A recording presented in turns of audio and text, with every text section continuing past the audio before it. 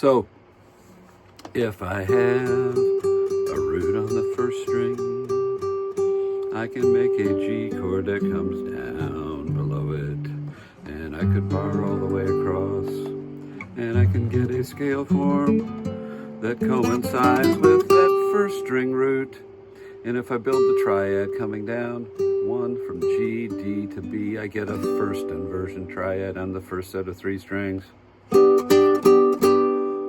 And if I had a D chord and a D scale,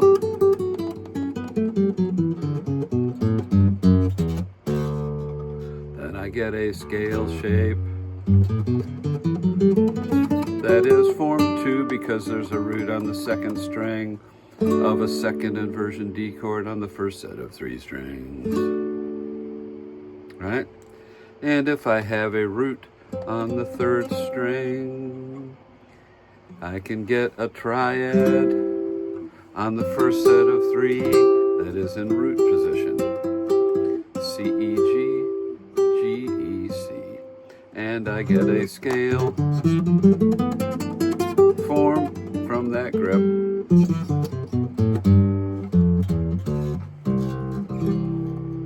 Right? And those things don't change, so I get triads on the first 3 strings on the high side of the neck. And those things give us complete chord forms that do have roots on the lower strings as well, right?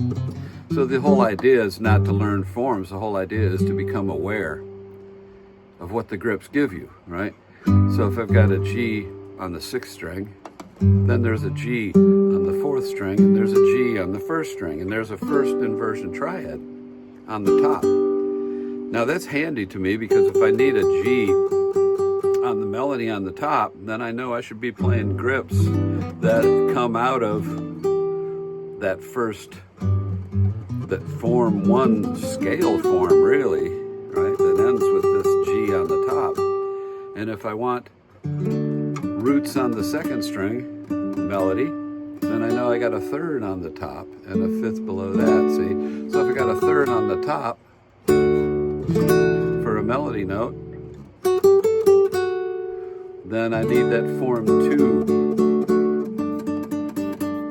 second inversion triad on the first 3 strings on the top. And if I need the 3rd in the melody here on the 2nd string, or the root on the 3rd string, or a 5th on the top with 5, flat 5, sharp 5, you know, if you're not careful, you'll find that there are notes around that, right? So you've got a C triad here, and I've got a C chord grip. And if I'm playing and I want the A, or the D, or the F sharp, right? Or the 3rd, whatever melody note I want on top, and then I have to know that there's a root position triad out of this form 3. And that gives you 3 workable forms that go everywhere on the fingerboard. So I think spending a bit of time really looking at these things, going, okay, this is nice. I've got some people will call this form 1 because it's got a root on the bottom.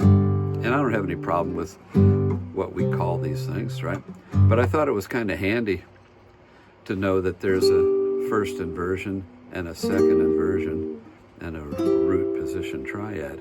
Boy, that sounds a bit like a song that I remember from Yes years ago.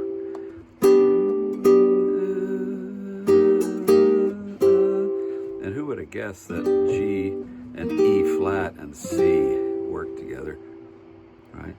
But they do, right? Because the E flat is a parallel major to C, right? Because C minor, right? You've got a minor triad, which comes from the E flat key, right? And if you're not careful, you'll recognize that form 2 is E flat, which is the same as the form 2 that's at D, which is the same as the form 2 that gives you a second inversion triad on the first 3 strings on the top at D flat. So think about those things and unlock what the fretboard is designed to do.